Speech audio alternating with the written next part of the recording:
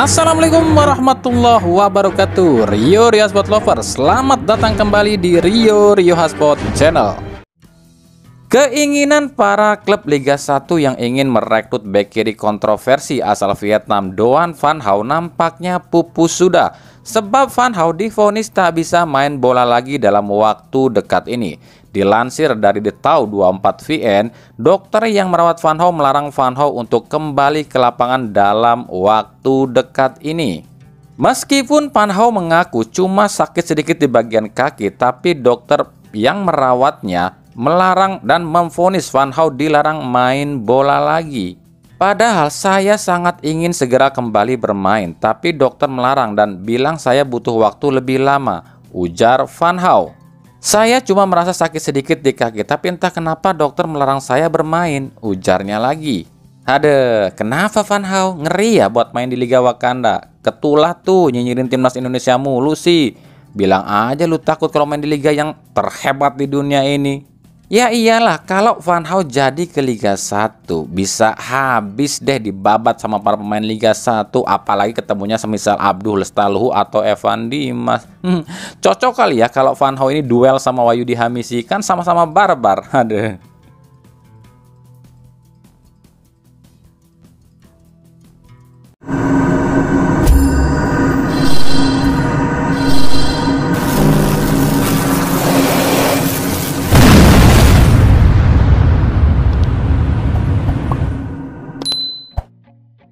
Publik sepak bola Indonesia ini lagi apa ya namanya? Deg-degan kali ya, atau mungkin ser-seran kali ya. Ada yang antusias, tapi nggak sedikit juga yang sinis.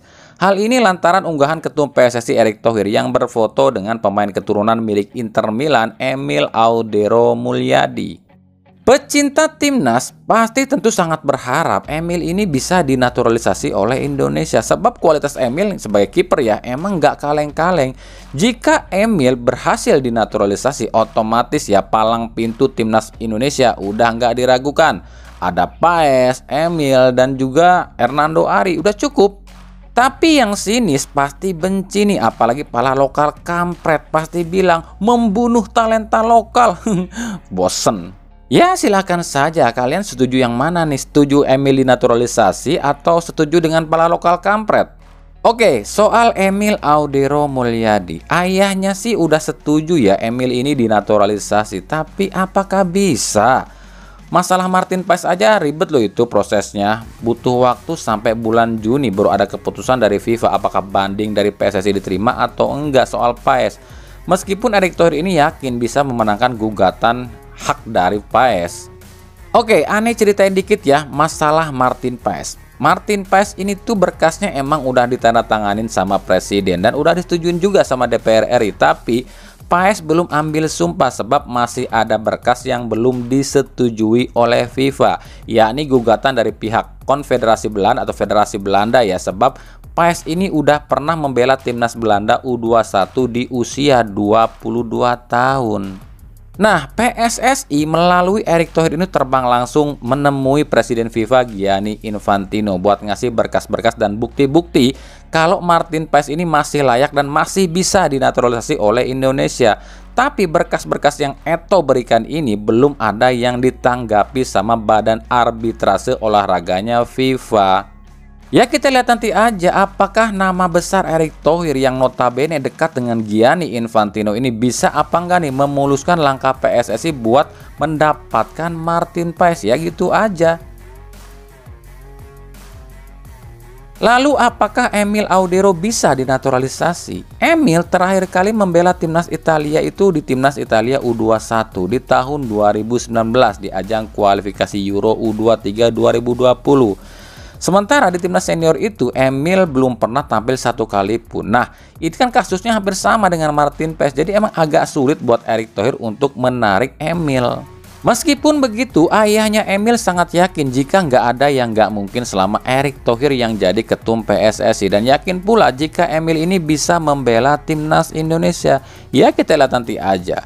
Buat kami gini loh ya, kami ini nggak peduli tuh sama para lokal kampret, mau ngoceh apapun kami nggak peduli. Dan kami pun nggak peduli pemain timnas itu lokal ataupun keturunan. Yang kami pedulin itu siapa pemain yang membela timnas, dia itu orang Indonesia. Dan prestasi timnas yang kami pedulikan. Jadi kalau soal Emil Audero Mulyadi, dengar sendiri aja deh ucapan Erick Thohir yang bilang kalau belum salaman ya berarti cuma rumor. Nah ini kan udah salaman. Nah kalian ngerti dong artinya. Selama saya belum salaman, saya nggak bisa komen. Karena kalau saya selalu begitu. Kalau rumus di luar ya biarin aja lah. Ya kita lihat. Kita lihat ada 2 pemain, tapi sebelum salaman saya nggak mau komen. Oke, kemarin saat kami bikin video prediksi pertandingan Persita versus Persib, kami banyak mendapatkan kritikan. Katanya bukan main di Indomik Arena dan bukan jam 7 malam juga, tapi mainnya di Bali jam 3 sore. Lah kan kami udah bilang di akhir video, soal stadion dan jam kick off itu bisa berubah sewaktu-waktu tergantung keputusan LIB. Kami bilang gitu dong di video, makanya simak sampai akhir, jangan asal ngehujat. Laga Persita Tangerang kontra Persib Bandung rencananya akan disiarkan secara langsung di Indosiar Senin 15 April 2024 mulai pukul 19.00 waktu Indonesia Barat dari Stadion Indomik Arena. Dan kami ingatkan lagi untuk tempat pertandingan dan waktu pertandingan ini bisa berubah-ubah loh ya, tergantung dari keputusan LIB. Jadi kami nggak bisa pastikan ini digelar di situ dan jam segitu atau tidak. Faktanya laga ini memang awalnya dijadwalkan main di Tangerang. Bahkan tim Persib pun sudah mempersiapkan untuk pergi ke Tangerang. Tapi LIB mendapatkan surat dari Hawkeye, itu tuh tim yang bertugas memasang VAR di stadion, yang bilang stadion ini harus disterilkan demi persiapan penerapan VAR. Akhirnya LIB pun menerbitkan surat pada manajemen Persita dengan 2 opsi. Yang pertama tetap digelar di Tangerang tapi tanpa penonton sama sekali. Yang kedua pindah ke stadion lain tapi bisa dihadiri supporter tim tuan rumah. Ya udah, daripada tim Persita ini nggak bisa ngejual tiket sama sekali, ya mending pindahlah ke IWD gitu penjelasannya ya. Makanya simak baik-baik narasi kami sampai habis. Lalu saat kami bikin video ini nih, yang kemarin nih, itu ada 2 komentar yang agak nyelekit sih buat kami. Sebenarnya komentar seperti ini sih udah biasa ya, tapi netizen Indonesia itu kalau nggak disentil nggak bakalan jera dan paham juga, nggak bakalan ada efek jerahnya. Yang pertama nih komentarnya, dia bilang, mendingan saya jadi pelatih Persib daripada nyetorin pemain ke Persib. Ingat, pelatih klub itu lebih apal pemain yang bagus atau tidak. Mending meliput berita bola aja, nggak usah ikut campur masalah pemain. Kami jelasin ya buat Bazab Ruzam, otak lu yang nggak nyampe. Saya di situ cuma jawab pertanyaan komentar yang nanya kenapa Persib nggak pakai pemain asal Afrika lagi, dan saya sudah jelaskan. Makanya coba simak lagi narasinya, jangan asal tulis komentar. Kemarin ada yang nanya nih, Bang, kenapa sih Persib nggak pakai lagi striker asal Afrika? Padahal striker Afrika banyak yang bagus-bagus loh. Lalu pemain-pemain yang saya sebutin itu semuanya cuma contoh pemain Afrika yang lagi bagus. Bukan saya nyodorin ke manajemen Persib. Dan saya pun bilang, selama Hodak yang jadi pelatih Persib, kecil kemungkinan merekrut pemain Afrika. Ada dong penjelasannya itu di narasi saya. Kok yo masih aja gitu loh. Otaknya nggak nyampe. Kalau pendapat kami pribadi, selama Boyan Hodak yang jadi pelatih Persib, akan sangat sulit untuk pemain Afrika masuk ke Persib. Sebab nampaknya Boyan Hodak ini kurang suka dengan pemain asal Afrika. Ya buktinya aja Levi Madinda pun nggak dipertahankan oleh Boyan Hodak. Tapi ya siapa tahu.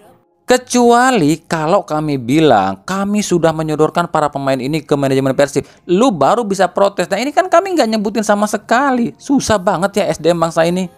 Yang kedua buat Vina Production 4794, dia nulis komentar dengan kata-kata hoak. Nah kami tunggu klarifikasi dari Anda, di mana letak hoak berita kami. Sebenarnya komentar seperti ini udah biasa sih, tapi Otak kita itu harus dicuci, jangan asal ngejeplak kalau komentar. Ini kalau saya bawa ke ranah hukum bisa 2 pasal loh. Yang pertama pencemaran nama baik, yang kedua Undang-Undang ITE.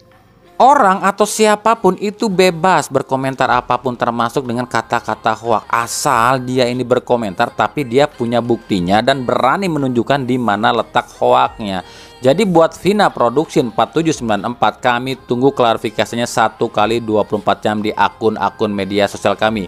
Bukan kami ini pemarah dan juga belagu lo ya. Tapi kami ini mengajarkan pintar-pintarlah menggunakan sosmed. Ya udah tinggal bilang aja di mana bagian dari narasi kami yang kamu bilang itu hoak.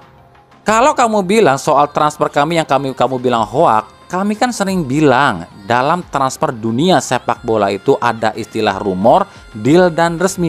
Dan kami di situ nggak bilang resmi lo ya, paham? Lanjut ya, dari Persebaya, info yang kami dapat jika Persebaya sudah done deal alias sepakat dengan pemain Madura United Hugo Gomez alias Jaja. Catat dan cermati kata-kata kami, done deal lo ya. Jaja ini kabarnya dibarter sama Ze Valente. Jadi Ze yang notabene masih milik Persebaya ini dilepas ke Madura United. Sementara Madura melepas Jaja ke Persebaya. Tapi catat dan ingat, dengarkan baik-baik. Kami pastikan berita ini masih belum 100% benar lo ya. Sebab yang namanya statusnya masih deal itu masih bisa berubah. Karena yang namanya deal itu cuma pertemuan antara pihak Persebaya dengan agen pemain. Kan belum tentu kalau Maduranya setuju ngelepasnya. Jadi bisa aja batal. Paham ya sampai sini?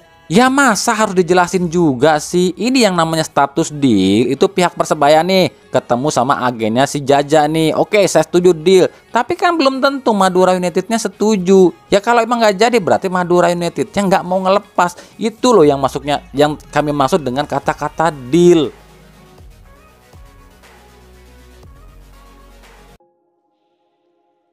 Dari Persis Solo kabarnya setuju nih menerima tawaran Kiko Insa untuk menampung striker asal Myanmar Tha Zhao. Zhao diproyeksikan menggantikan slot ASEAN yang ditinggalkan Diego Bardanca. Sementara untuk posisi striker, nah ini yang lagi rame ini sebab ada satu pemain asal Eropa yang lagi ditawarkan ke beberapa klub Liga 1 namanya Karolis Laukžemis. Laukžemis lo ya, bukan lauk amis apalagi lauk asin. Nah banyak yang nebak kalau si Karolis ini tuh bakal ke Persija atau Dewa United. Sebab alasannya pelatih Persija dan Dewa United ini tuh asal Eropa. Dan Persija dan Dewa United itu memang tim papan tengah sama dengan kualitas si Karolis. Karena si Karolis ini kan cuma main di Serie C Italia bersama klub Alessandria. Jadi katanya sih cocok kalau ke tim papan tengah. Tapi kalau tebakan kami sih ke Persis Solo deh. Kenapa demikian? Sebab di Liga 1 itu ada beberapa pelatih asal Eropa. Thomas Doll, Persija asal Jerman. Jan Olderik Kering, Dewa United dari Belanda. Boyan Hodak di Persib asal Kroasia. Peter Huistra, Borneo FC dari Belanda. Bernardo Tavares, PSM Makassar dari Portugal. Dan Gilbert Agius di PSS Semarang dari Malta. Serta Risto Vidakovic dari Bosnia di PSS Sleman. Dan jangan lupa juga ada yang namanya Milomir Cecilia dari Serbia di Persis Solo. Nah si Karolis ini kan asal Lituania. Ya emang bisa aja ke Persija karena kan antara Lituania dan Jerman ini tetanggaan. Tapi jangan lupa bahasa Lituania alias Bata Lutfi ini kan bahasa resminya Eropa. Yang artinya pemain ini bisa masuk kemana aja. Dan bahasa yang paling mirip dengan bahasa Lituania itu ya antara Jerman, Kroasia, Serbia, Bosnia, dan Malta. Kalau Portugal dan Belanda agak jauh bedanya dengan bahasa Lituania. Jadi ya tebakan kami ke Persis Solo. Tapi kami bilang ya, dan ingat catat baik-baik, ini cuma tebakan aja loh ya.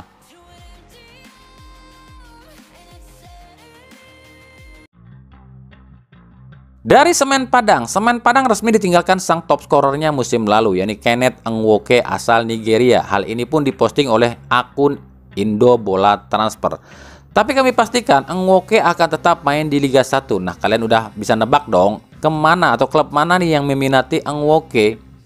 Gimana? Udah bisa nebak belum? Kalau belum, kita kasih tahu deh klub mana aja yang tertarik pada Ang Woke. Ada Persib, ada Barito Putra, ada Persis Solo, ada PSIS Semarang, Persik Kediri, Malut United, dan Bali United. Nah, apakah Ang Woke akan masuk ke salah satu dari 7 klub tadi atau ke klub yang kita nggak duga? Klub mana menurut kalian?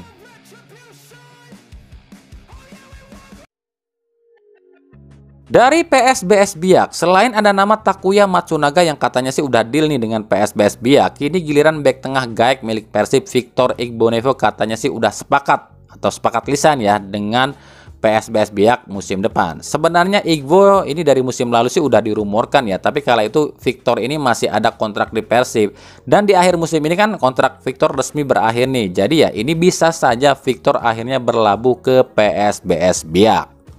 Oke, segitu aja dulu ya pembahasan kita di edisi kali ini. Ikuti terus berita seputar sepak bola khususnya Liga Indonesia dan pernak-perniknya hanya di Rio Ria Sport. Terima kasih yang telah menyaksikan dan mengunjungi channel ini, dan juga yang paling penting adalah yang udah ngerti apa yang kami ucapkan, sebab banyak banget yang belum ngerti atau otaknya nggak nyampe ya.